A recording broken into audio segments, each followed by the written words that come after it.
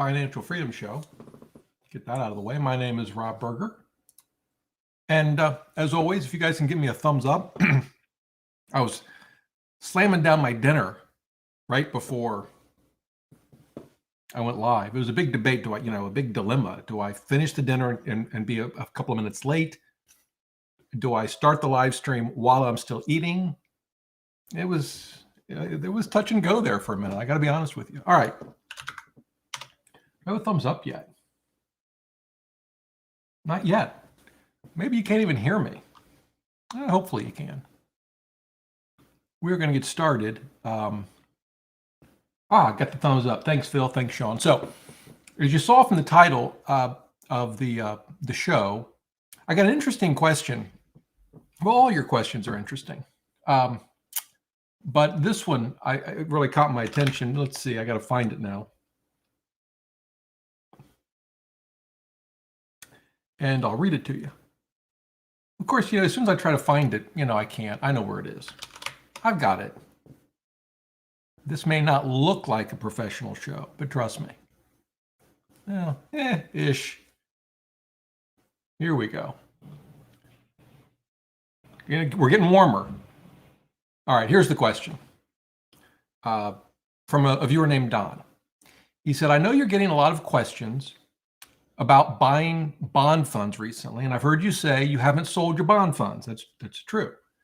But I think the question viewers like me want to know is, should bond funds be purchased now with new money, or wait a while for rates to normalize, then buy into bond funds? That's the question. So, okay, fine, you're not going to sell any bonds, but you're contributing in your 401k, your IRA, taxable accounts, whatever. And so Don wants to know, what do we do with the new money? Or maybe you've got lump sum and you're thinking, do I put it in a 3-fund portfolio that includes some bonds? What do I do? And I saw someone asked before the live stream started, Mr. Mike, I think his name was. Let me see if I can find it here. Question. He says, Rob, can you explain bonds for idiots? I watched your videos on bonds, and I'm still a little confused as to what determines the value of our bonds in a fund. So I think those two questions kind of go hand in hand. So I want to give you some of my thoughts on Don's question. I don't, Mr. Mike, I think it might answer your question to some degree. We'll see.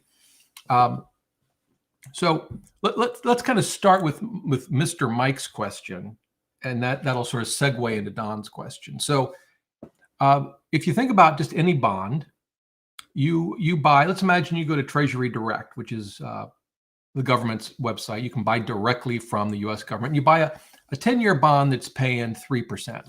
Okay. And you invest $1,000. So you buy a $1,000 bond, it's paying 3%. What's the bond worth? Well, that kind of sounds like a trick question, right? It's like asking what $10 is worth. Well, it turns out it's a little more nuanced when it comes to bonds, because you might think, the U.S. government's going to pay us back. Let's assume, as the market does, that there's no risk of default. It's a reasonable assumption, even if you're, concerned that the U.S. government, as we know, it's going to go belly up. They can just print more money, right? So they can always pay us back. What those dollars will be worth is another matter. So if we assume there's no what in the bond market they would call credit risk, right? Risk of default.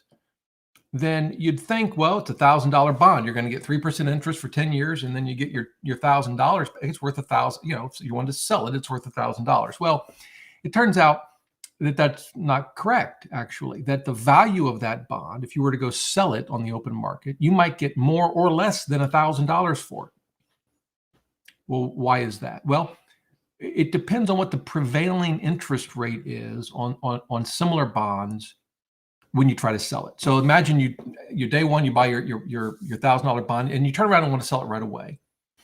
But before you can actually get a chance to put it up for sale, the rates go from 3% to 4%. And then buyers look at your bond and they say, well, wait a minute, why? I don't want to buy your bond. I mean, you just got it. It's practically new, but I'll go to Treasury Direct myself because they're now paying 4%.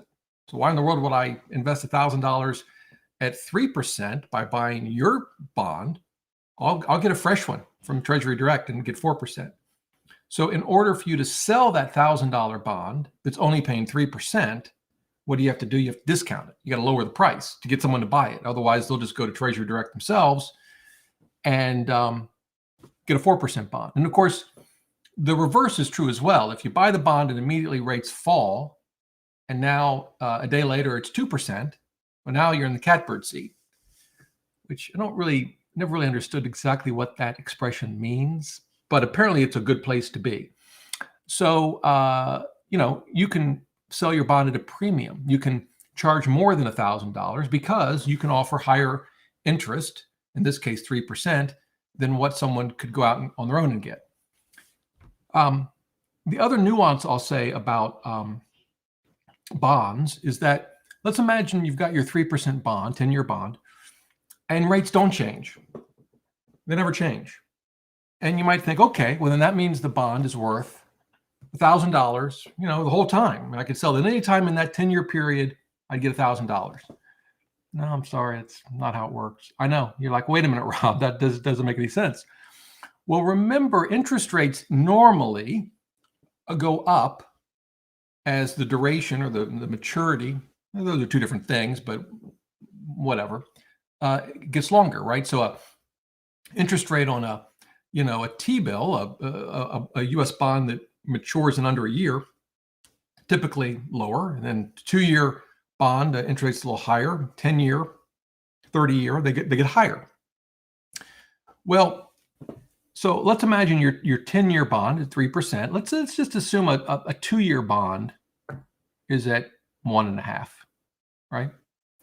Eventually, your 10-year bond is going to be a 2-year bond, right? You just got to wait 8 years. And now magically, you've held that bond for 8 years, and now there's 2 years left. But what's it paying? It's paying 3%. And remember, in my hypothetical here, interest rates hadn't changed, so that means the 2-year bond is still paying 1.5. Once again, you found yourself in the catbird seat, whatever the heck that means. And you can sell that now, what is now a 2-year bond, at a premium. In the bond world, they have all kinds of fancy terms and mathematical formulas for all of this, none of which I've taken the time to truly dig into. But just to understand conceptually. And bond funds, we think about, this gets now back to sort of bond funds. With bond funds, we think, they're kind of risky because they buy and sell, and they sell bonds because they want to keep a certain average maturity and duration. Let's say it's an intermediate term bond fund like B&D from Vanguard. So they're sort of forced to sell, and they can be forced to sell when interest rates are going up, and so they sort of sell at a loss. If I own a bond myself, I don't have to sell. And I've often said, look, yeah, psychologically there may be some comfort there, but I'm not sure it's real, because you're still losing money even if you don't sell the bond, right? You're losing out, right? If you bought a bond and then rates grow up, you could have been making more. And I understand with a bond fund, you look at the price. I don't know what B&D, what did B&D do today? I have no idea. We'll take a look-see. Yeah, it was up 16 basis points. Look at that. You guys are worried about bonds. It's all the way down here, bottom left. You probably can't even see it. Right down here. Anyway, but bond funds actually can take advantage of, as bonds mature and their maturity and durations get shorter and shorter, and if they sell, it depends on the market. I'm sure countless factors that I don't appreciate, but it's not quite as simple as saying, well, bond funds have to sell at some point to keep a certain maturity and duration, and that's a bad thing. I just don't think that's true. But having said that, you can think of how a bond fund is valued.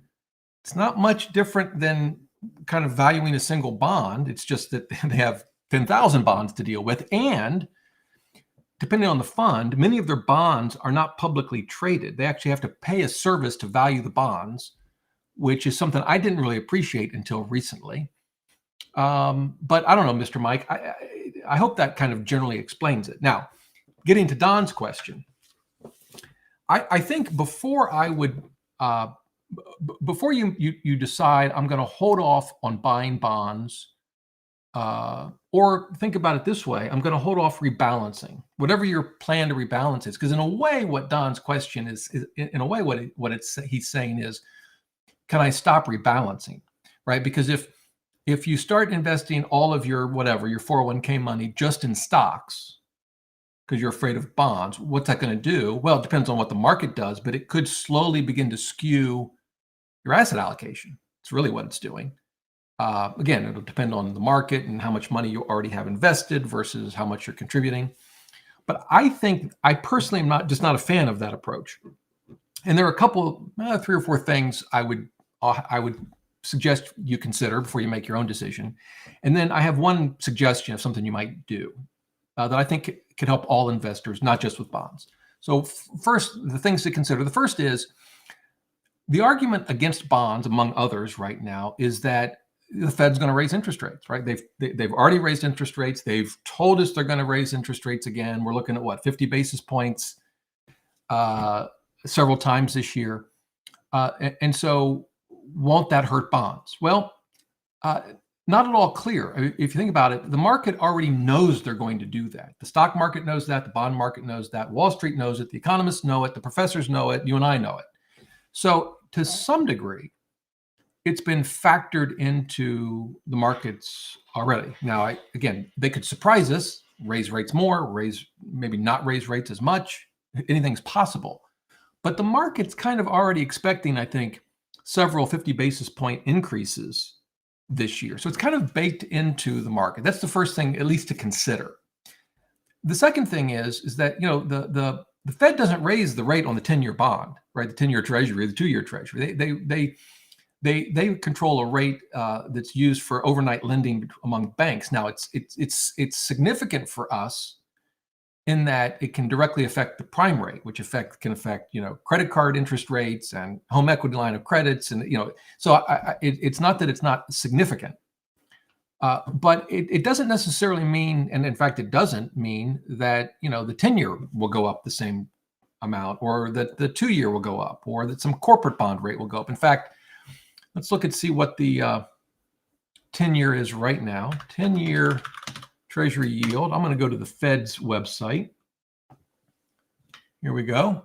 293. So that, and if you can see that number right there. And let me just try to zoom in on this a little bit. Yeah. So, as May 6th, it was 312.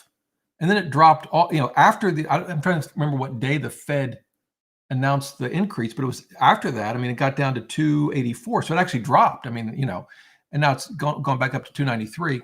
But the point is that the Fed, obviously has control over interest rates to a point, but it's not as if, Chairman Powell, decides what the interest rates are going to be on government bonds or corporate bonds, or it doesn't work that way. And in fact, let me see if I can quickly find this for you. I was doing some research on Avantis funds and Wisdom Tree funds because you guys have asked me that a lot. And I'm trying to actually do enough research so that I can maybe say something intelligent. We'll see. And they had, where did I see this article? I may not be able to put my hands on it real quick. It was on the Avantis website, and I can't find it. I'll have to find it. But it talks about the relationship between, I'll find it real quick because this is important. Avantis funds, bond, interest rate. I don't know. Am I going to find this? I may have to get back to you. I'll try to locate it and I'll put it in the newsletter this week. So if you haven't subscribed to the newsletter, you can do that below the video. But they talked about how, that relationship, the Fed doesn't just control the 10-year Treasury. They looked at different scenarios and had some data that I thought was interesting. So that's the second thing to consider. The third thing to consider is that, as scary as bonds are, and they are, I get it, equities aren't a walk in the park either. And there's a point to owning bonds, particularly as you get older. It gives you some stability. Now, I know this year doesn't feel like it. This year is a pretty unique year. I mean, we can go back 100 years, and there haven't been many years like this one so far. We'll see how it finishes out. But, bonds do give stability. And, when the market's down double digits 3 years in a row, most people aren't complaining about owning bonds.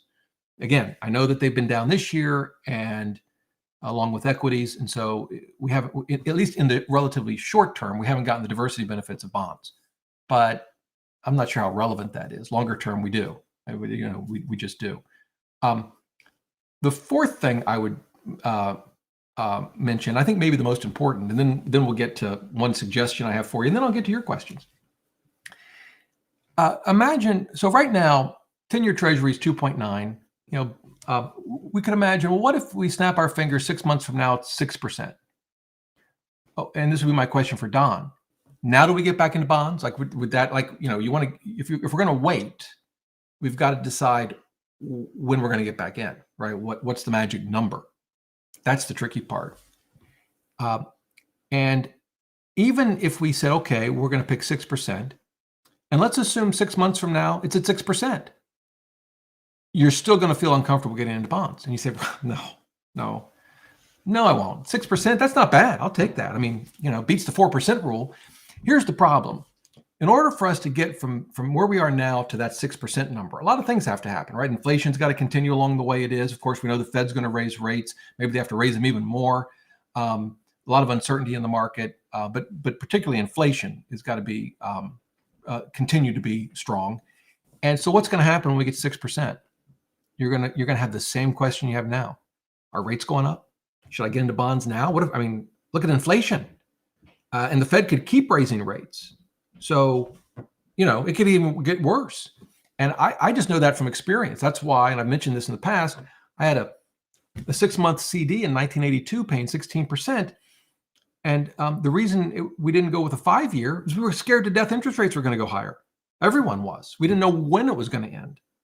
So you're kind of always, in this sort of kind of environment with inflation and whatnot, you're always worried that interest rates are going to keep going up. You're not going to be less worried when the rates are at 6%. Now, I guess we could take it to an extreme. I don't even know if that's true. I started to say, well, what if it's 15%? No. When it gets to 15%, I'm not saying it ever will, but you think, oh my goodness, it's gotten this bad. It's only going to get worse. So all of these emotions and trying to figure it all out, I just think investors are better off having an asset allocation plan and sticking to it. That's my take. The one thing I would suggest you do, and I appreciate you all patiently listening to me blather on, I'm looking at all the comments, is keep a diary. I don't mean like, a daily journal for this, but write down your fears and concerns, whether no matter what investing decision you make, write something down. I'm afraid that interest rates are going to keep going up, that, bond mutual funds are going to lose even more money this year, and I'd be better off waiting until, I don't know, whatever you decide. Interest rate, your Treasury yield is 6%. Just write those fears, either fears or hopes. I was going to try to avoid the word greed. Maybe you're the opposite. You think small cap value is the way to go, and you've just piled in. Write down what you're thinking. And then at the end of the year, just keep a little notebook or something, or a Word document or whatever, and go back and look at it. Because I think you'll find it very enlightening. Now, and I think if you're honest with yourself, I think most people, I would say everyone, over time will realize that both their hopes and their fears, to some degree, were misplaced. Not for any fault of their own, it's just that we can't predict this stuff. Yeah, that's my 2 cents. All right, let's get to the important stuff.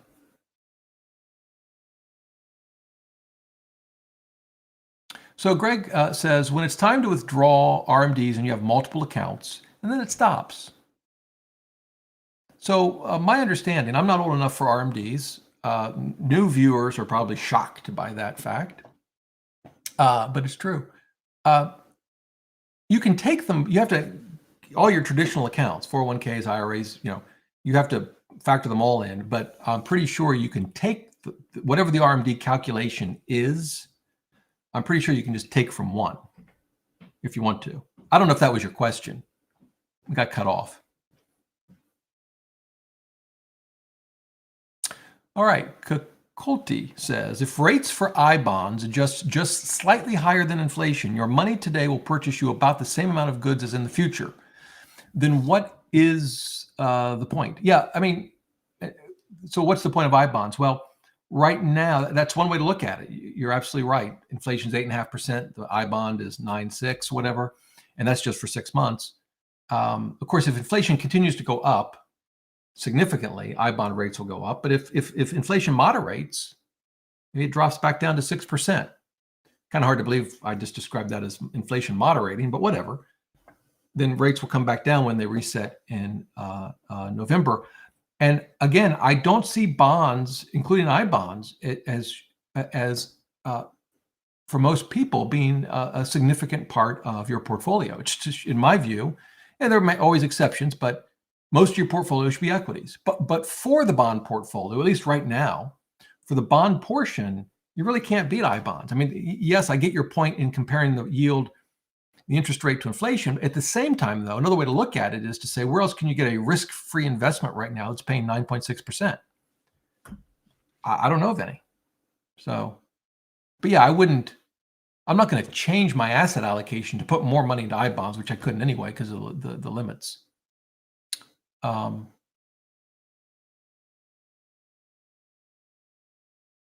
TF, off-topic. I love off-topic questions. By the way, I'm not showing these on the screen yet because I haven't caught up. These were all pre-going live.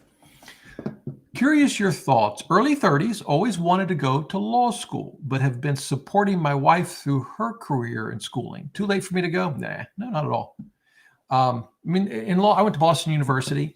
We're having a big class reunion. I don't think I'm going to go. I've been to one. I haven't really been involved with the school. I mean, I don't know, not for any particular reason. Sadly, my friends from law school have passed away, so that maybe that's part of the reason. But in any event, there were certainly folks in, say, their 30s and older in our class. I just have this vague memory of that. But I don't think it's 30. I mean, first of all, look at me. So no, I'm certainly not going to tell you that in your 30s it's too late to do something. I think, as you have a family, I don't know if you have any children, once you have a family, that's got to be your, in my view, that's got to be your primary responsibility. I wouldn't want to sacrifice their well-being to go to law school, but assuming you can manage all of that, 30 is young. I remember my mom, I don't know if she's watching. Anyway, hi, Mom. I think she was, I don't remember when she graduated from college. I think it was in her 40s. And I remember having a conversation with her, and she asked me, am I too old to go back to school? And I said, well, Mom, let's just say 45. I said, in a few years, you're going to be 45. And you can either be 45 with a college degree or without a college degree. I mean, that's just how it goes. Now, I will say at one point, I said to my wife that I was thinking about going back to medical school.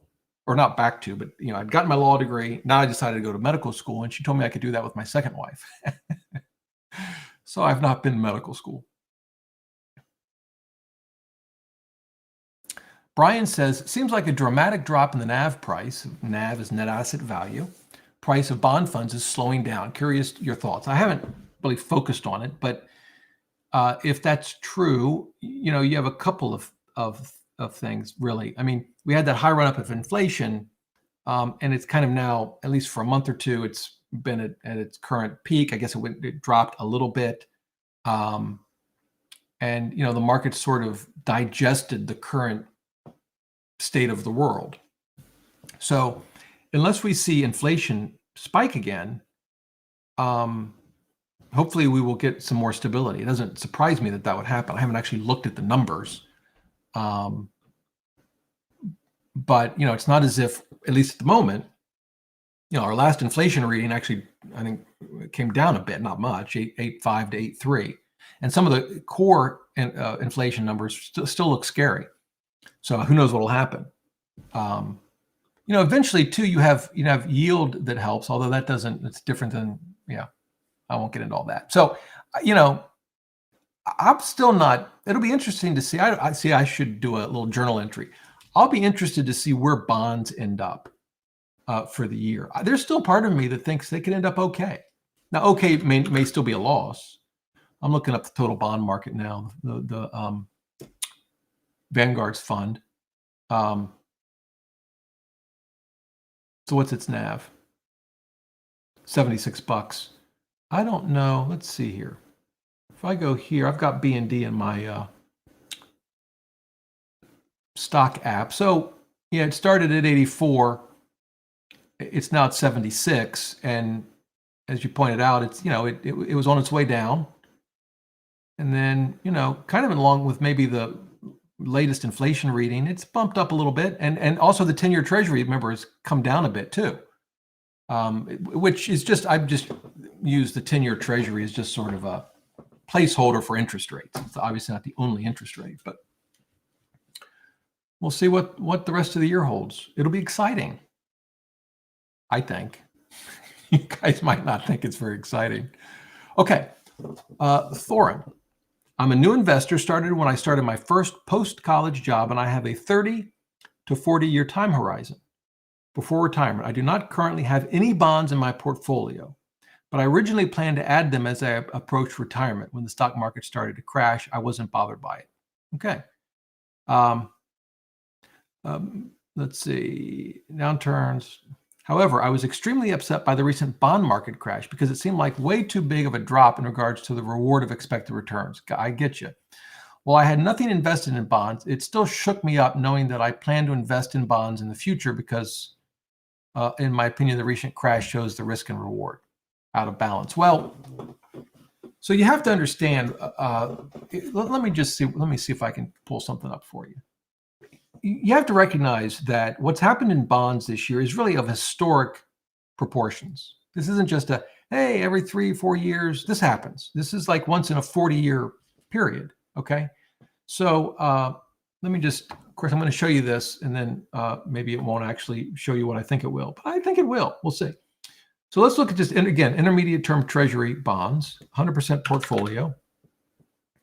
And if we analyze this, and you can see here, it starts in April of 1972, right? So that's a lot of data. It's 50 years. And here are the annual returns. There you go. Anything stand out to you? Boy, that 2022 is ugly. Look at that. We're at minus 7.2%. Now, this isn't any specific fund. This is just a sort of, think about it as an asset class. What was the 1994? Yeah, it was down 4.3. I'm actually surprised there weren't some down years here. That kind of surprises me. But my point is, I wouldn't look at this year as an indication of how bonds behave. This is unusual. Now, I think it's fair to say, well, Rob, bonds are still at pretty low rates historically.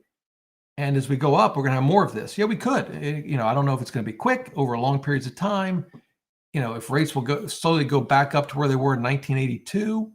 I think most would probably say, no, that's unlikely. Anything's possible, of course. But I guess my point to you is I wouldn't look at 2022 as sort of the norm when it comes to bonds. This is pretty unusual. I don't know if that helps. Certainly doesn't put more money in your account, although you don't have bonds. But I do get your point. I mean, we've seen that stocks can go down significantly.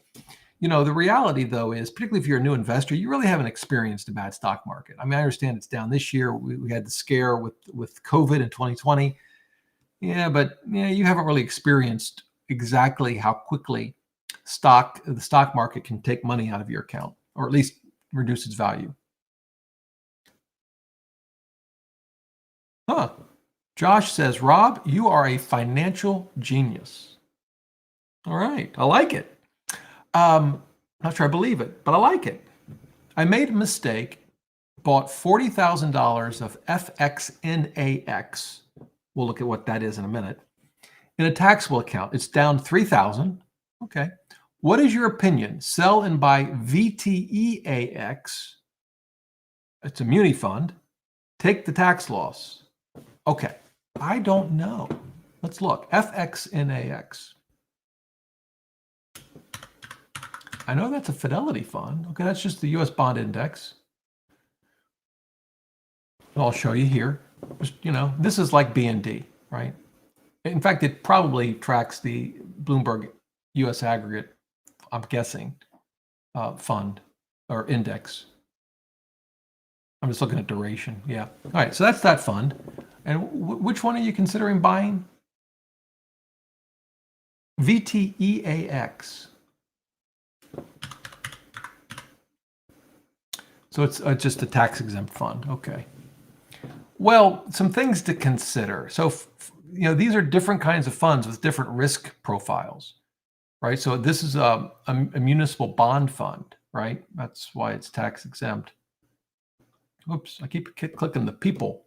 I don't want to know about the people. I want to know the portfolio. Yeah, see, it's almost all municipal.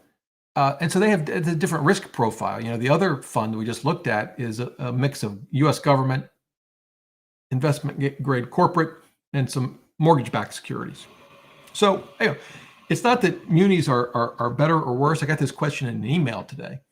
But it's a different risk profile. If you're investing in a municipal bond fund, if you put all your bond portfolio in a muni fund, that's certainly a lot less diversified than a total bond market fund. So I personally, while I might have some municipal bond fund exposure, and I would do it in a taxable account, to me, it wouldn't be all or nothing. That would just be part of a diversified bond portfolio, if that's how you wanted to go. The thing you've got to keep in mind is the value of a municipal bond fund is going to depend in part on your tax bracket, because you're getting a lower yield, but you're getting the benefit of no federal income tax, possibly no state income tax for some of it. Depends on the fund, and there could be state-specific municipal bond funds and where you live. But I got an email today, and the individual, I think, was in a 12% tax bracket. So my question to them was, how valuable, you're getting this tax benefit, and you're paying for it, though. It's not a freebie, right? You're paying for it because in the sense that the yield on that municipal bond fund is going to be lower than it otherwise would be. So there's no free lunch. You're paying for it. What are you getting for it? And that's going to depend on your tax situation. All right? It's going to be different for everyone. Anyway, there you go. All right, have I caught up so I can show you some of these questions? I don't know if I have or not.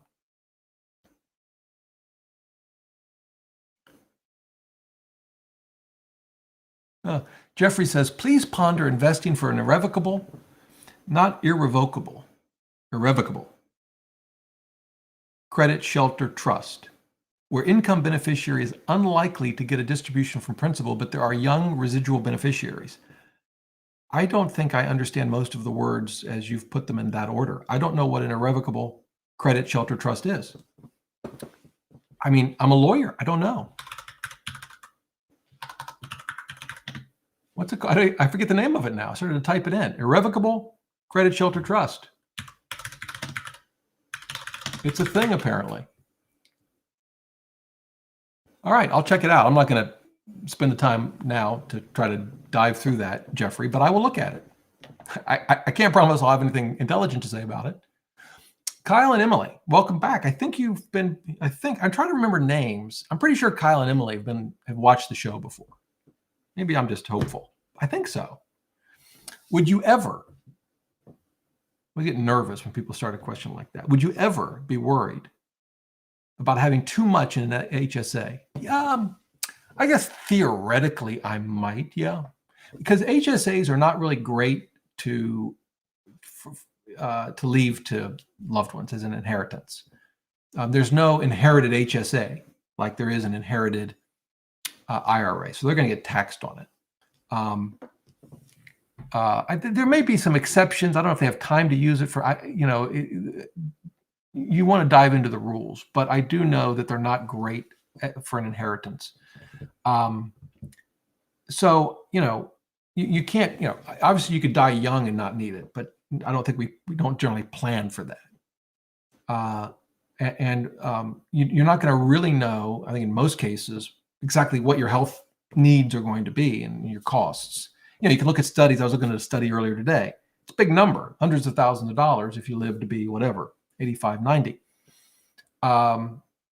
So I haven't figured out at what point we will stop contributing to an HSA.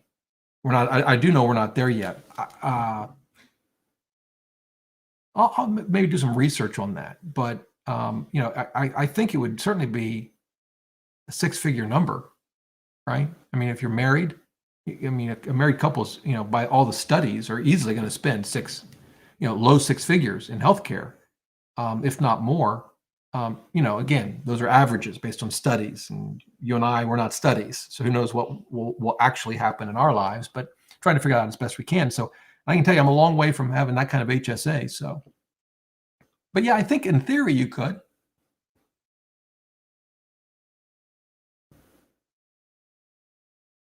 Oh, here we go, Joshua. For my 20% international allocation, I'm trying to decide between VXUS, which is Vanguard Fund, and DFAX, which I'm assuming is a dimensional fund advisor fund, which we'll look at. I know you like VXUS. It's true, I do. But your thoughts on comparing it to DFAX? All right, well, let's do that. Ah, see, there you go. I was reading that question right there. Here we go. U.S. equity, U.S. core equity 2. I may have to go to the DFA's website to look at this. Oh, actually, before I go to the portfolio, I think this is, so it's 31 basis points. It's a little more, it's not by any means terrible, but we can compare that to VXUS, which is under 10, right? Something like that. Yeah, 7 basis points. So it's a little more expensive. I want to say this tilts towards, does it tilt towards value? Yeah, so it tilts toward value. So it's still large cap. So by the way, this one, VXUS is going to be straight down. Should be a core or blend. Yeah, it's blend. So dimensional takes a more value tilt. And what that means is they're focusing on investments that are less expensive relative to a company's earnings or book value. You can see it here. Like we'll just use PE as an example. For the DFA fund, their PE is 9.6, and for Vanguard, it's going to be more. It's 12. By the way, international stocks have significantly lower PEs than the U.S. companies at the moment. Although that's, it's been coming down. But we could dig into exactly, I don't know what their model is for how they choose their companies. You can see it's a very large fund. They hold almost 10,000 companies. So it's well diversified. Historically, I like the value tilt. I always have. And there were times when I had, I don't know about international stocks, but certainly had more of a value tilt in my U.S. stock funds. I have some. I own Schwab's dividend fund, which I view as a value fund. It is a value fund, but I own a small amount. So I like the value tilt, and I would be very comfortable. Sure, I would go to the DFA website. I would read more of their literature before I made a decision. But just in terms of their overall approach and strategy, I like a value tilt. The thing you have to keep in mind, though, is it can be out of fashion for long periods of time. So you could go with a value tilt, in this case with the DFA fund, and you could underperform VXUS or some other sort of core international fund for years. And so the real question is, would you be comfortable underperforming the market for long periods of time? That's the more you move your portfolio either to the value or to the growth side, the more you have to be prepared to underperform the market for years. And I was okay with that. I was probably right on the line between core and value for a long time. I don't know, at some point I just decided, life is too short. I just like to, for the most part, my overall portfolio is core. But I certainly don't think, with that caveat, I don't think that's a bad choice. Again, I haven't read the literature on it. But I generally like DFA funds. So here it is again. Yeah. All right. Good question. All right. I'm coming over here now. I'm going to put some questions on the screen.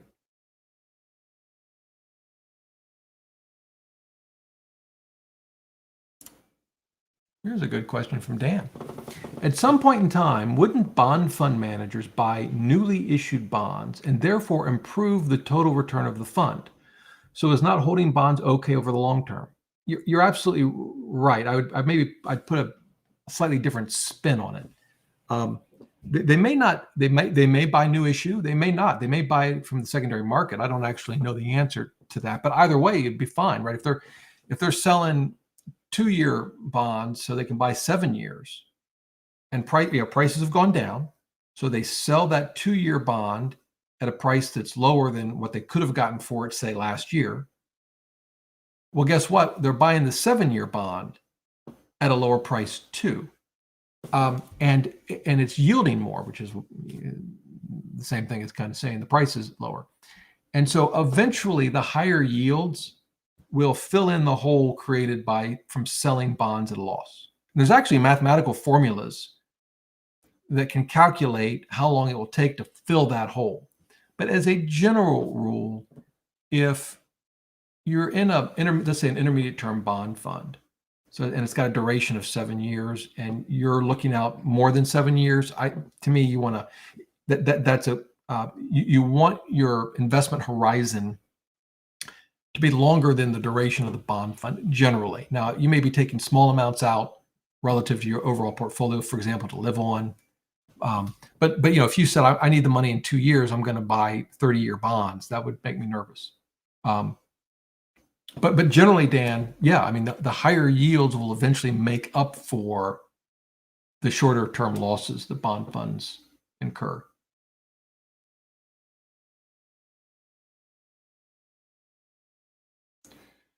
Let's see.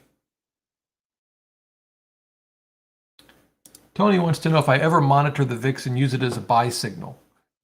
No, I don't monitor the VIX, and I don't have any buy signal. The only buy signal I have is when money's sitting in my checking account. That's a buy signal. Yeah, I had to trademark that. That was pretty good. No, I don't, Tony. I don't do any technical analysis. I don't look at the volatility of the market. If even for my individual stocks, I'm not looking at that. I'm just looking at valuations. In fact, bank stocks, I think, have gotten more and more attractive. I've been looking at buying more Bank of America and Wells Fargo. Haven't pulled the trigger. They were down again today. So it wouldn't surprise me if I buy some more. Seems odd to say it that way. Okay. What? Someone says there's something on my shirt. I hope that's not true. I don't think so. Anyway, by the way, these are Untuck shirts, as I've told you. I've ordered more, so I'm going to have a whole new look here in a couple days.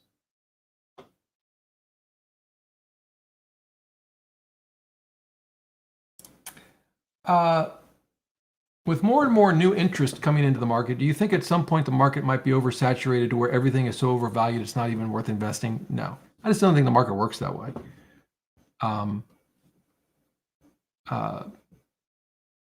Again, if interest rates and inflation continue to go up, the market's going to come down. I don't care how much interest is in the market. So, yeah, I just don't think it works that way. VJ is back. Welcome. We missed you. I guess you were here last week. You missed the previous week, I think. It's very upsetting.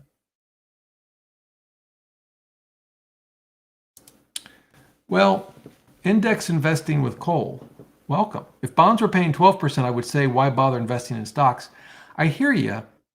And in a 3% interest rate environment, that makes all kinds of sense, right? I mean, that's why we, or at least some of us, really like IBonds, right? Risk-free, 9.6. But if we were actually in a 12% environment, we might not feel so bullish on bonds. It depends how we got there, how long we've been there. Are we trending up or trending down? That's just been my experience. You think, in a 3% world, 12% looks like, heaven. In a 12% world, it looks like just the interest rate, and golly, where's inflation going next? By the way, add in, if you want to go back to the 70s, add to your 12% world that you go to get gas and there's a line and it takes you an hour and a half to get gas and you hope they don't run out before you get to the pump. And while you're in line, the guy's coming out changing the price of per gallon on the sign up there. Yeah, it's not as simple as that. That's just been my experience. When you project into a different world than we have now, it's easy to say, I'll do this, I would do this or that. But once you actually get into that world, it feels very different than what you thought it would feel like.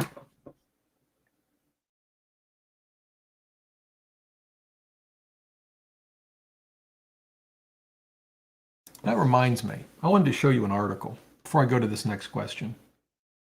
I'll try to remember to put it in the newsletter, but if I don't, here it is. And it's written by John Luskin. He and I have exchanged messages back and forth. He's actually going to be on the panel that I'm on at the Boglehead Conference. And I saw this article he just published, Are Stable Value Funds Safe? And I thought this was a very good, thorough, well-informed article. I don't have any personal experience with stable value funds, but a lot of you have asked me about them. And so I would recommend this. So you can just Google John's name and Are Stable Value Funds Safe, and you should find this. Okay. A decade from retiring, I'm investing in FXAIX. Is that a target date fund? I don't know. Let's take a look-see. FXAIX. Oh, no, Fidelity 500. I knew that.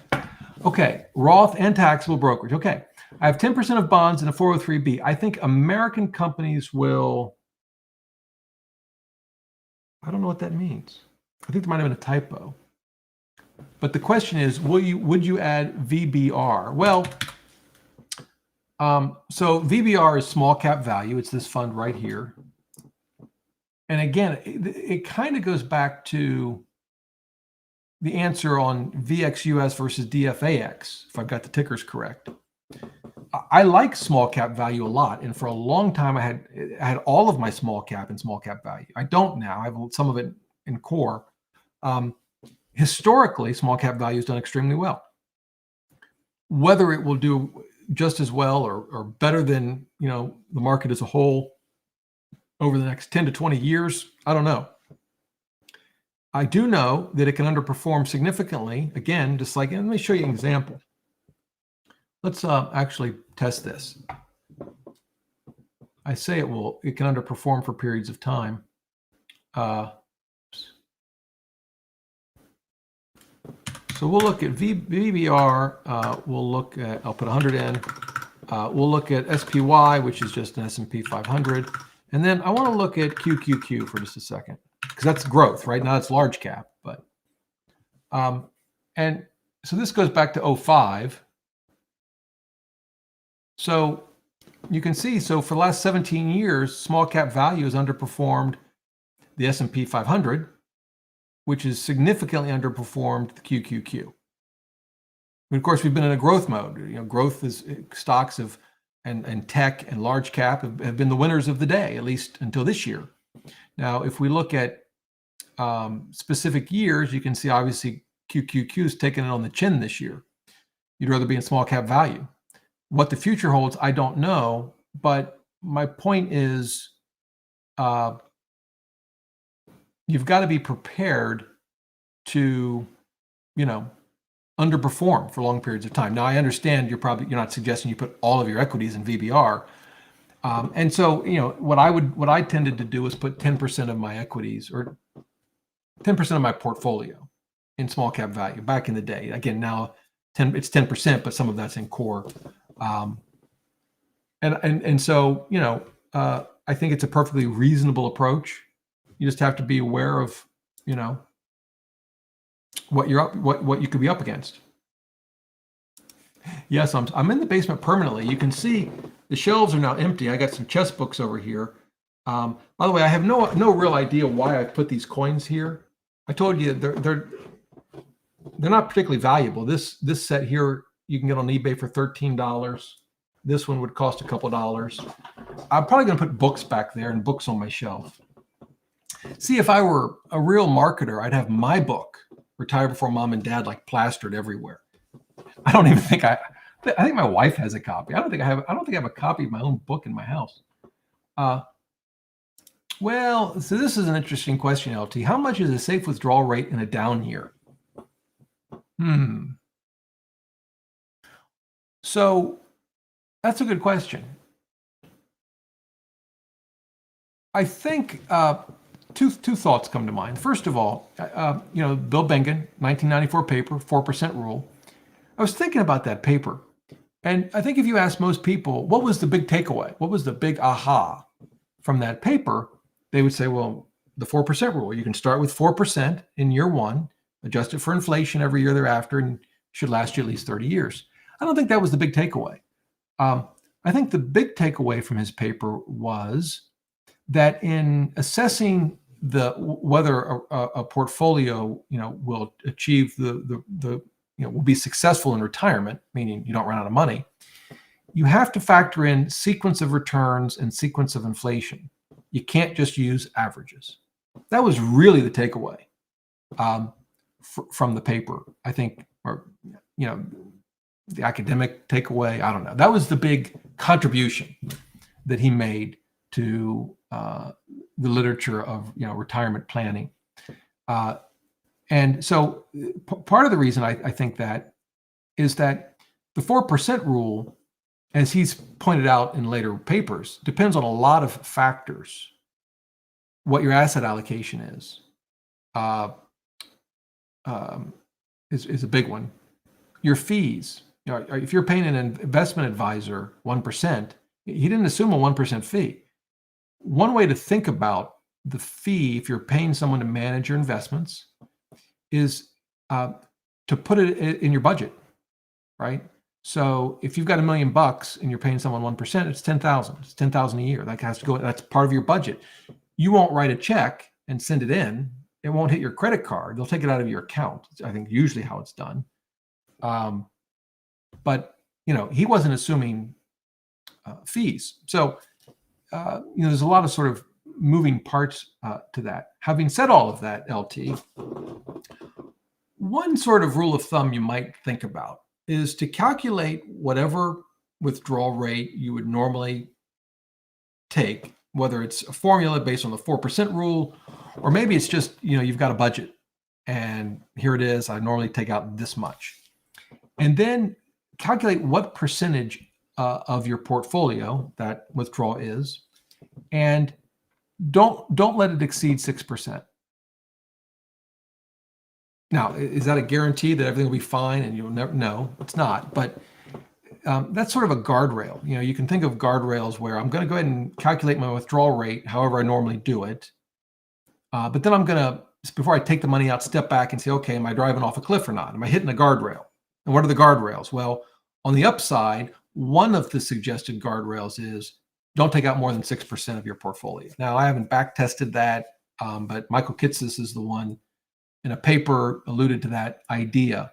And it seems roughly, generally reasonable to me. Another way to think about it would be if you're adjusting your withdrawals for inflation, you'll go ahead and do that, but you'll have a cap. And I've heard 6% on the cap as well. Given that inflation is 8.5%, we would have hit that cap. But even apart from the specific numbers, the general approach, I think, is a good one. I want to back test this Michael Kitces 6% guardrail. I'm actually, a viewer named Paul emailed Michael and me to introduce us. Now, I've actually exchanged emails with Michael years ago, and I never actually responded to that email. Neither did he. We've both been busy, but I'm going to reach out to him. Maybe he'll come on the show. All right.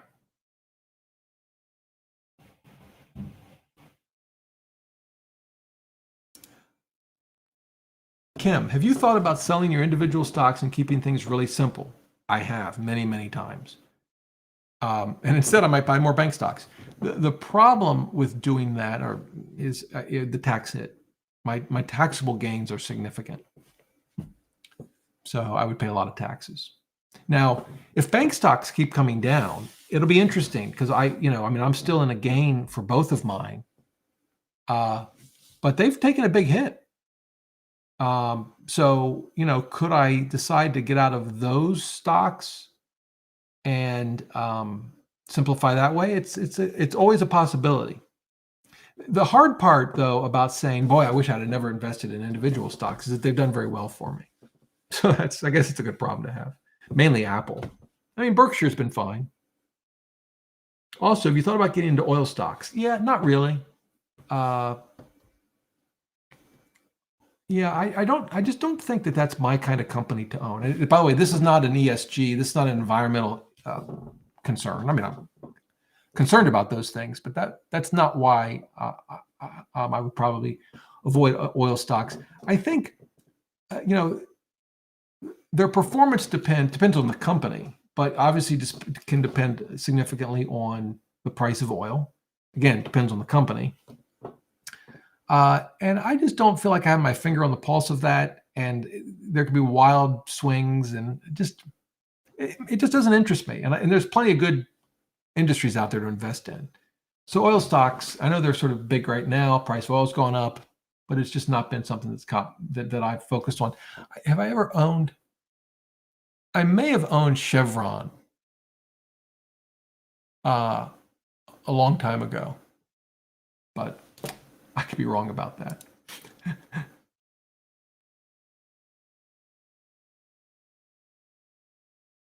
So David says, the lie that treasuries are non-correlated assets is obvious now, right? No, non-correlated. So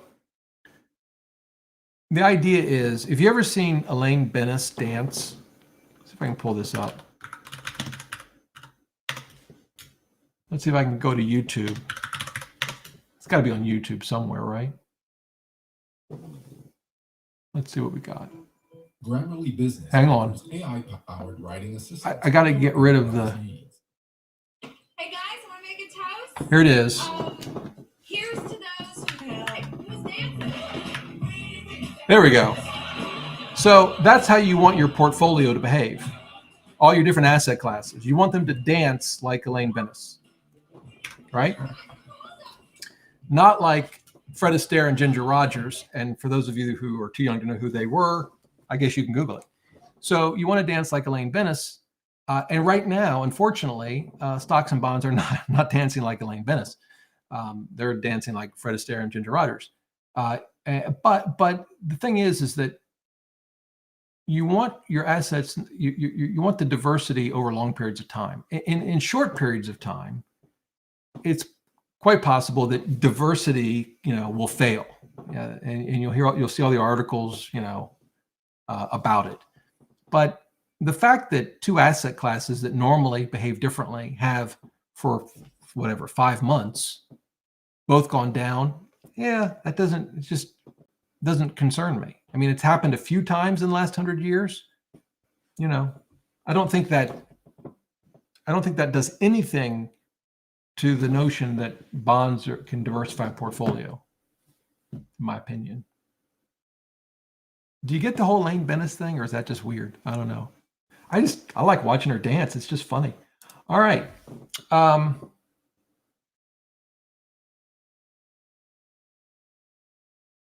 Well, this is interesting. Kenny says 70-30 is the new 60-40. It is right now, maybe, I guess. But, just wait. Give it time. Oh, poor VJ. I think he's lost it. Look at that. Back in Michigan for great weather. Actually, Michigan is lovely in the summer. I've taken a trip there. They've got Mackinac Island, which I think they've misspelled. I don't know, or they mispronounce. That one threw me, but lovely. Okay. No, this isn't the doghouse. What do you mean? This is luxury. By the way, so people have asked me about my blue binder. I am doing a video this week on my blue binder. I don't know how much I'll have. I probably won't be able to show you any of it, but I'm going to walk through what's in it. And I've actually identified some new things that I'm going to put in it that I haven't written yet. And I'll talk about them in the video. But one of them is I was trying to get really practical for my loved ones. And so I'm going to have a section in there, and I'll talk more about it in the video that I'll put out this week, about like, here are the 10 things you should do first. In the first 14 or 30 days, whatever, because you lose someone unexpectedly. It's emotional. You're dealing with a funeral, but here's like a list. Here are the people you need to contact, right? Here's where you can, get cash. It's often the case that one person is controlling the money, not because, they won't involve the other person. It's just that, I'm not really interested. You just, there's money in the checking account. Good. As long, I go to the store, the debit card works, I'm good. But when they're now, dealing with making sure there's cash in the checking account, particularly if you're retired, and now it's, we talk a lot on here, where do we get our money from, which account, which fund? Well, now if someone who hasn't had anything to do with the finances or very little now has to start, making sure there's enough in the checking account to pay the bills and where it's going to come from, that's not always an easy thing. Now, without the binder, would they figure it out? Yeah, they would, but try to help them. So I've got this idea of some sort of document that says, hey, in the first 30 days, here's what you do. One of the things I've said, and I've told my wife this many times now, I think it's really important, is I told the one thing you don't have to worry about is what to do with the investments. Don't think oh my goodness, now I'm dealing with the investments. What do I do? The answer is don't do anything. I hardly do anything. I hardly ever make any changes. So I've said to her, you can leave them there for years. You don't have to worry about rebalancing if you don't want to. So, but the point isn't that you shouldn't do anything to the investments for years, but certainly don't worry about it. It's not like some decision has to be made. No decisions have to be made. Low cost index funds and a few stocks. They're over to the side. I don't even know what we were talking about. Doghouse. No, this is the life. You kidding me? Wait till you see some other stuff I'll put back here. I want to kind of create a studio of some kind. Anyway.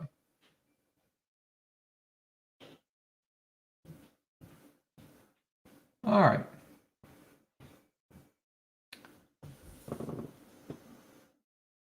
David wants to know if I can give an explanation on when to sell individual stocks in a taxable account when it becomes too large of a portion of your portfolio. What makes sense without taking a tax hit? Well,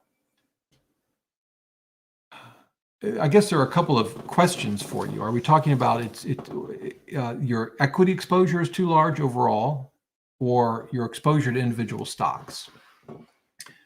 My approach has been to some extent, stomach the exposure to stocks. Let me back up. My overall stock bond allocation has stayed the same. So I don't let individual stocks overwhelm the overall stock bond allocation, which is pretty easy for me because the stocks aren't, there might be 15, maybe 20% of the portfolio, but it's not as if they're 80%. So that's the first thing. The bigger question for me is exposure to one company. And like I have Apple, that's my biggest investment, and it's had a rough year. I mean, let's look at it. I should show you my bad years, right? Here you go. Apple is right here, year to date. It's ugly. It was at 182 and now it's at 145. I think my voice just cracked saying it. Sad. But I can always look at that. That brings more peace, and that's better. I like that. I've invested in it for 10 years. I really like that. Actually, 2013, I should not get carried away. I invested right about here-ish. Anyway, but yeah, year to date, not good. But that's just, I invested, let's see, I invested here when it dipped, so it was going down. It wasn't fun. I haven't invested anymore. I don't think it's a screaming buy right now, personally. I mean, yeah, I just don't, but I've got too much exposure anyway. I'm not going to add to it.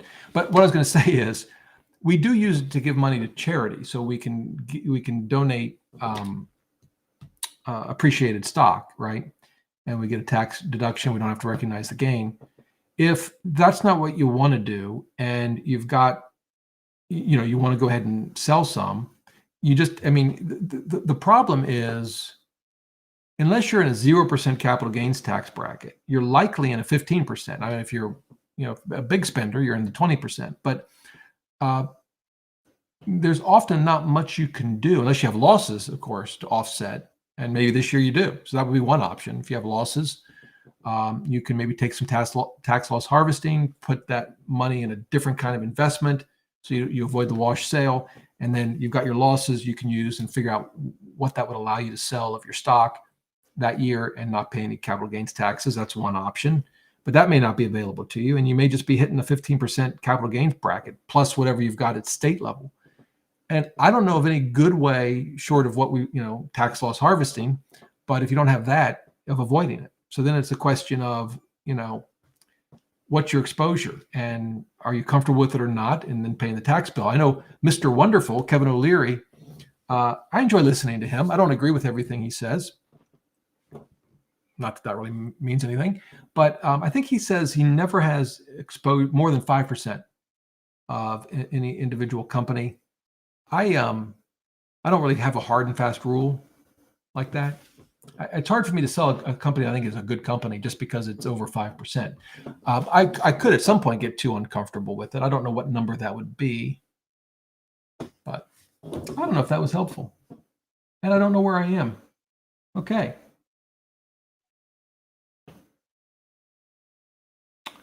Boy, these are tough questions. Dave says, can you speak on the subject of annuities? I know there are a variety of different products, but can you give us your opinion on what role they can play in your portfolio? Well, I see, to the extent that annuities can play a role, I see them primarily for those in retirement, possibly considering sort of like a single premium immediate annuity, where you put some money in and you get, a monthly benefit for the rest of your life. And there are variations of this. It can be based on your life and your spouse's life. There aren't any that are adjusted for inflation anymore. So that's one thing to keep in mind. And I think that annuities that kind of annuity can be useful for some people in retirement,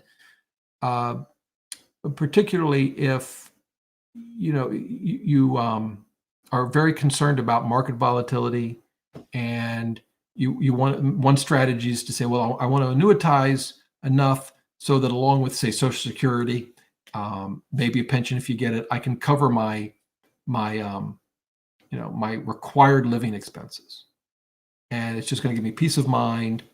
And then I'll still have other investments, and it'll help me to stick to my plan for those other investments because I know even in a bad market, my fixed expenses are covered. Again, you still got to deal with that fact that annuities aren't indexed for inflation. But so that could affect how much you have to annuitize, right? And that's tricky. But Wade Fowle, who is a prolific writer on retirement planning, and wrote a book, I think, called Retirement Planning, the Retirement Planning Guide, I think. I have it. So you think I would know the title. Well, hang on. Let me look him up, use his name. Here we go. Here's the book. Here it is. I bought it. You can see I bought it in December. And I've read a lot of it. One of the things that I like about this book is that he's not one, he doesn't bring an agenda. His only agenda is helping people with retirement planning. That's his agenda. So he doesn't come in hating annuities, loving annuities.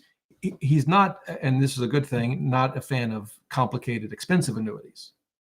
But he talks a lot about the role simple, low-cost annuities can play in a retirement plan. So, Dave, I would recommend his book. He covers a lot of things, but if that's of interest to you, I think you'll find his book useful. I personally don't like the idea of giving up control of the money, but in our case, I just don't think we have a need for them. It's interesting to me, though, what I feel differently under different circumstances, depending on what life throws at us. You never know. Now there are, there's another kind of annuity that I haven't talked about much, and it's a qualified longevity annuity contract. And let me just see if I can, I was just reading an article on QLAX. Here we go. This is just an Investopedia article. Let me get the comment off the screen.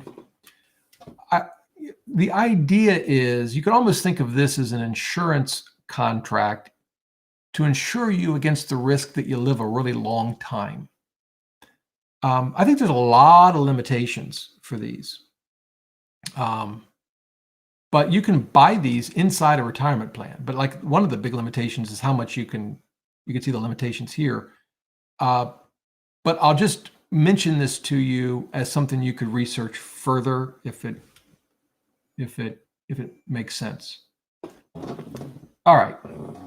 How did that comment get up there? I guess I should talk about direct indexing. I don't even remember putting that up there. But I'll do it. Omar, what are your thoughts on direct indexing? Why all the hype lately? Well, so there's hype because more and more firms are coming out with direct indexing products, namely Fidelity and Schwab. They both have products for direct indexing. They cost 40 basis points. Wealthfront probably has the cheapest direct indexing feature, 25 basis points. I think they require 100,000. And I think Personal Capital does some kind of direct indexing as well. Yeah, you need 100,000 at Wealthfront. But Fidelity and Schwab have come out with their own product, and I think so. There's been a lot of interest because of that. In theory, and I'll show you a good article on direct indexing real quick that I think you should read.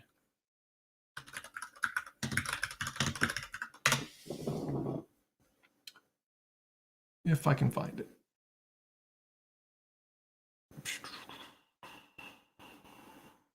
Is this it? Yeah. Should you direct index? John's great. He does a lot of good work. I like his writing a lot. And as you can see, he thinks it's not appropriate for most investors, and I tend to agree with that. I like direct indexing in theory. The idea behind it is rather than, say, investing in an S&P 500 index fund, you invest in the individual components of the S&P 500, and you wouldn't have to invest in all of them. The direct indexing, if you dig into the details, like at Wealthfront, they're not actually investing in all 500 companies, because what they say is, look, we invest, I don't know what the numbers are, but let's say 100 or 200 of them, we can pretty much mirror the index. Remember, it's cap weighted. So a lot of those companies have such a small percentage that you can ignore them and not affect the tracking of the index by much. And so, but you say, okay, Rob, that's fine, I get it, but why would you go to all that trouble? Well, there's two ideas. One is there could be some tax loss harvesting opportunities. So maybe the S&P 500 as a whole is up, let's assume. So no, if you owned VU or SPY, there would be no tax loss harvesting opportunities. But if you did direct indexing, yeah, the S&P 500 is up as on the whole, but many companies within the S&P 500 may be down. So if you're direct indexing, they can sell those losses, and they sell Coca-Cola because it's down, and to avoid the wash sale rule, they put the money in Pepsi or whatever. Caterpillar to Deere. I don't know if that's comparable, but whatever they do, and you can benefit from some tax loss harvesting, even while the S&P 500 as a whole and your portfolio as a whole has gone up.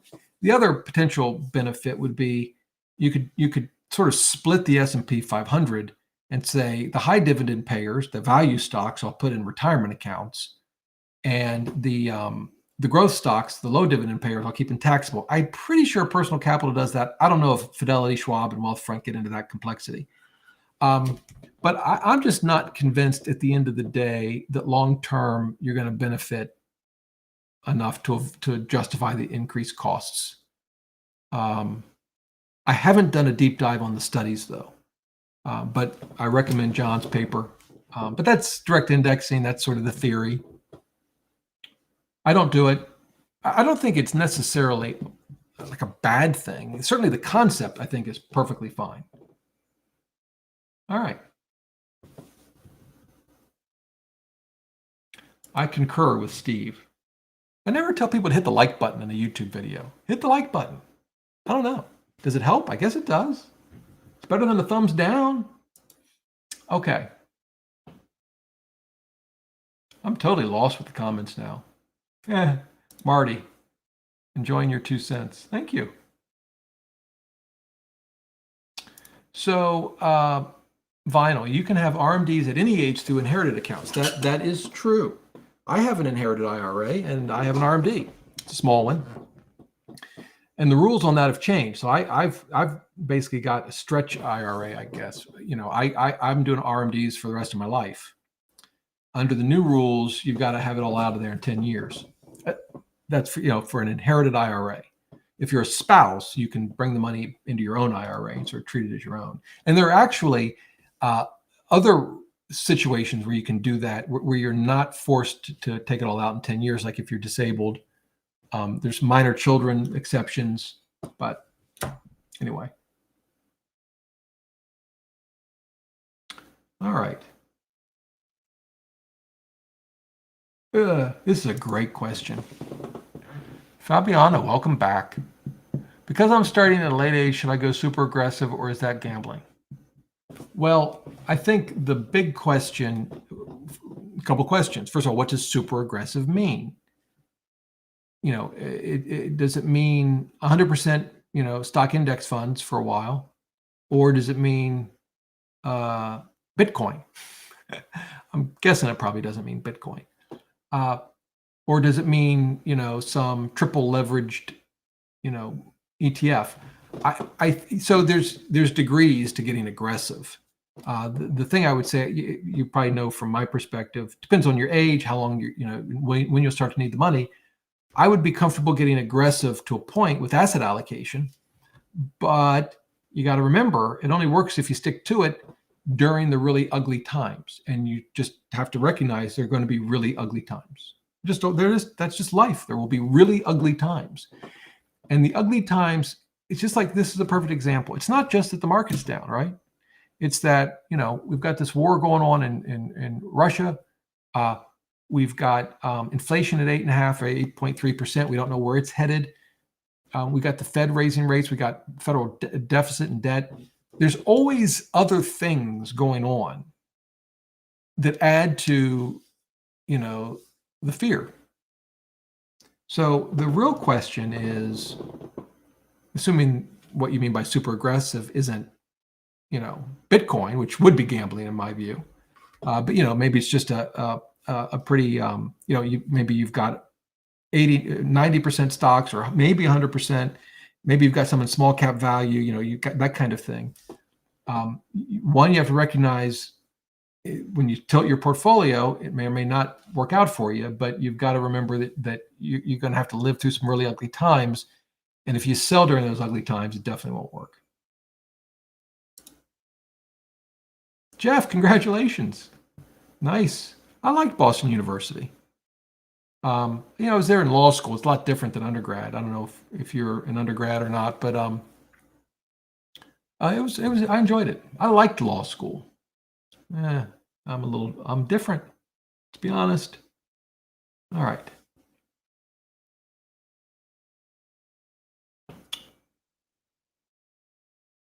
Ah, yes, the curse. May you live in interesting times. All right. Looking for more questions, trying to skip the banter as much as I enjoy it. I get this question, SB, I get this question at least once a week. So the answer is yes, no, I don't know. I do lump sum investing. I've had this situation, different, not those numbers, but where I have to put in some money, and I've always just done lump sum investing. I think that's what I would do now. I say I think. The reason I hedge it, I guess, is because you never really know what you're going to do till you're in that situation. Now, having said that, if you wanted a DCA over a year, I think that's perfectly fine. You're just not going to know ahead of time which one will work out better. You won't know. And it's likely not to matter much if you're investing for the next 20, 30, 40 years. All right.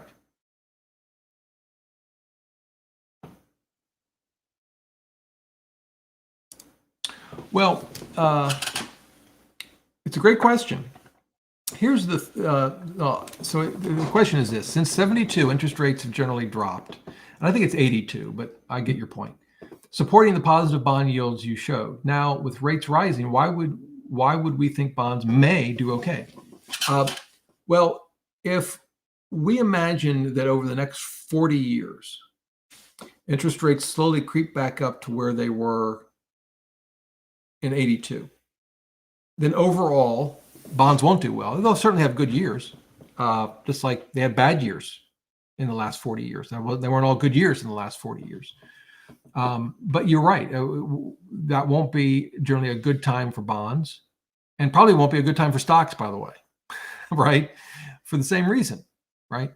But we have no reason to believe that's going to happen. We certainly have every reason to believe that could happen. But why do we think it's going to happen? Because it came down for the last 40 years. We think it's going to go up now for 40 years. It might. I understand the arguments in favor of interest rates and inflation sort of running away, but I don't know what's going to happen. Yeah.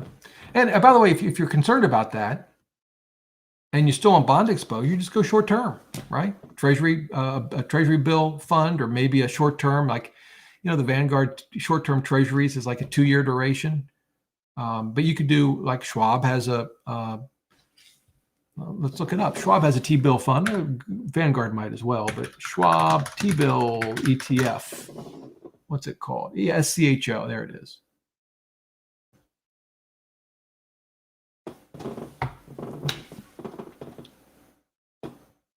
Here we go.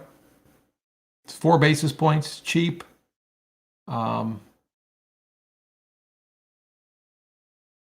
Portfolio, see if it gives us portfolio.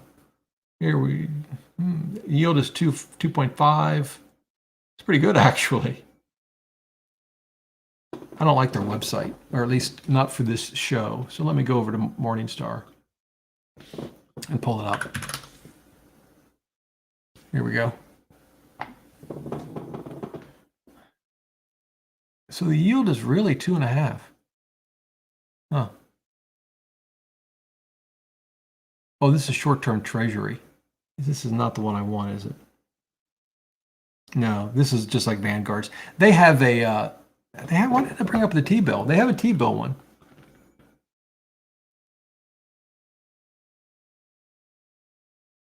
But I'm not going to be able to find it quickly. Pretty sure they do. It's got a duration under a year. I can't find it. But in the event, you could just go that route if you're, if you're a believer that interest rates are just going to slowly go up over the next, 40 years. All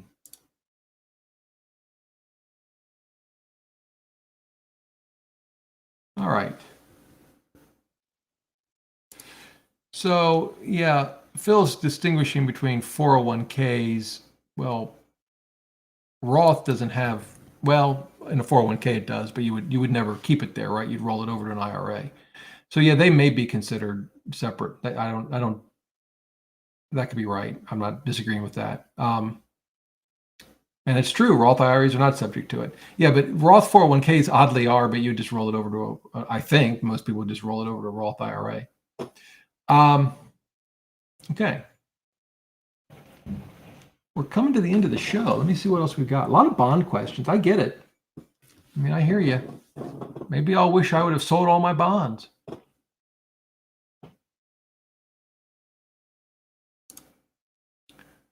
No, you're not way off. Yes, triple tax benefit. But remember, the triple tax benefit requires you to use the money for qualified medical expenses, right?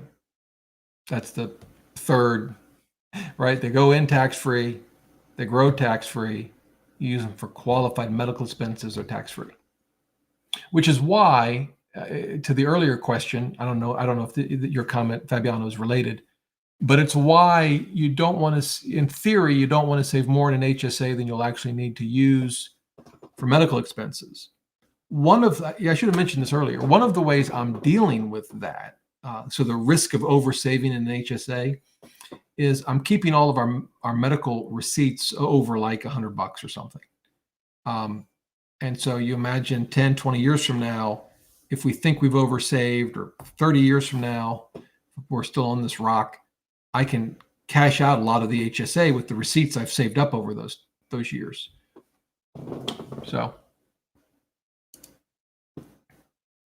one thing I want to mention, I was on a YouTube channel.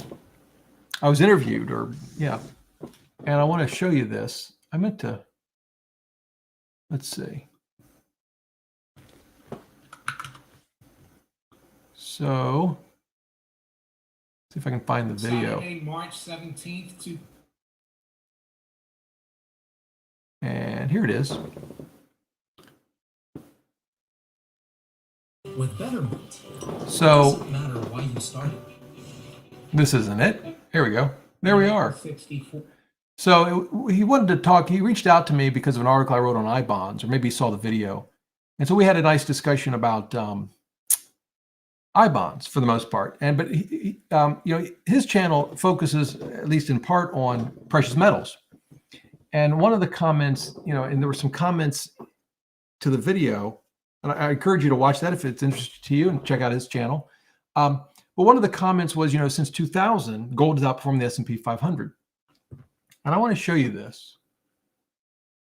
So go back here. If we go to asset allocation, and we say, okay, let's just test this. We'll start at 2000, and we'll do US large cap. Whoops. And we'll do gold, just down at the bottom. Is it true that gold has outperformed US stocks? The answer is yes. 10,000 in stocks became 42, and it became 60. Let's make sure we got the times right. Yeah, 60,000 with gold. But a couple of things to keep in mind. If we change this, if we go past the tech bubble bursting and start in 2003, stocks outperform gold.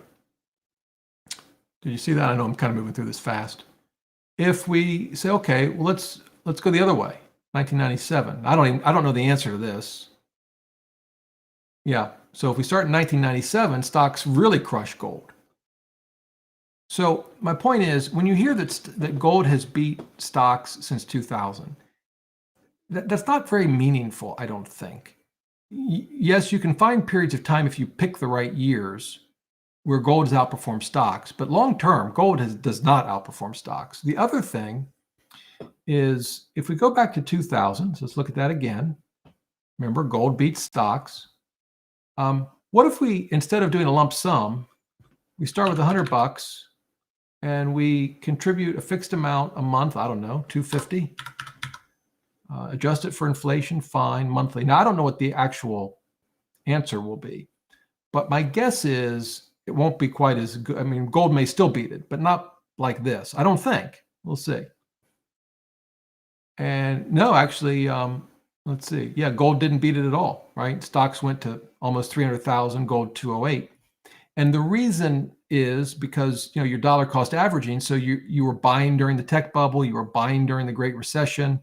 We can look at a chart here.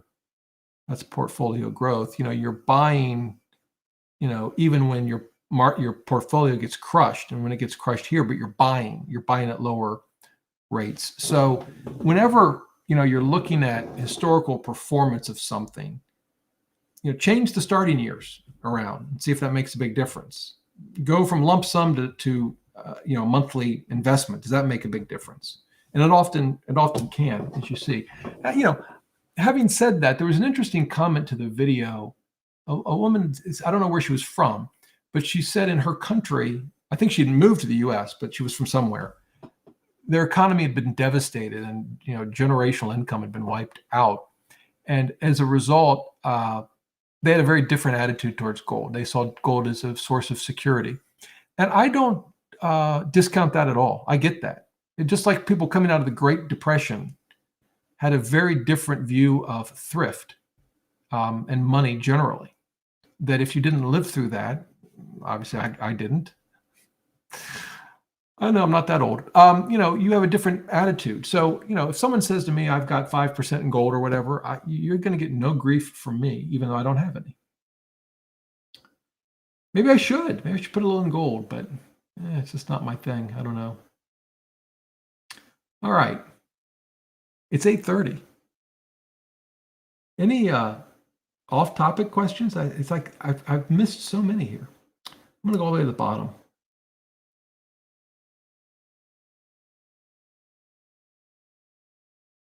I am working on, I do want to do book reviews, a book club. And I'm thinking, I had an exchange with someone, but, maybe doing it as a Zoom call, but also live streaming it on YouTube. It's just that I got to get a couple of things taken care of before I do that. I don't know if that'd be of interest to you all. I think it'd be fun. I've made it into Ozark season 3. That's a very dark show. I was trying to describe it to my wife, who would have no interest in watching it. And I got done explaining the Snells, or now I should say the Snell. And she goes, basically, she said, "Is it a comedy?" And I'm thinking, maybe in a way it is. Maybe I've missed the whole point of the show. All right. I'm tired. I'm going to call it a night. As always, thank you. I know I didn't get to all your questions. I'm sorry. I will have a video on the blue binder out probably tomorrow, but certainly this week. Please sign up for the newsletter if that's of interest to you. I'm getting a lot of positive feedback. It goes out every Sunday. And that's it. So have a great week. And until next time, remember, the best thing money can buy is financial freedom. I'm out.